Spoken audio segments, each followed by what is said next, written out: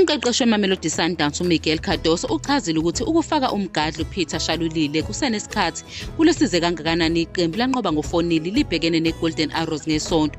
UShalulile ufakwe endaweni yomdlali wasesiswini uSiphelele Mkhulise ngaphambi kokuthi kuyiwe ekhefini. Wawina ngokushesha ipenalty wabe seshaya amagoli amabili. Ukwethula kwakhe kusize iSundowns yathuthuka ngemuva kokuqala kancane.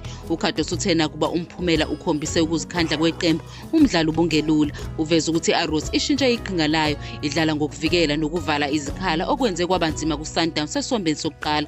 Lo mqeqeshi ubalula ukuthi balungise ngokushintsha amaqhinga njengokugudluza uKobamelo Kodesangi kwesokudla ukuze bakhe amathuba amaningi okuhlasela. Nokho kungena kukaShalulile okwenze iqembu lashuba kwaholela ekutheni kushaywe igoli okukhulise ukuzethemba kuyiwe ekhefini.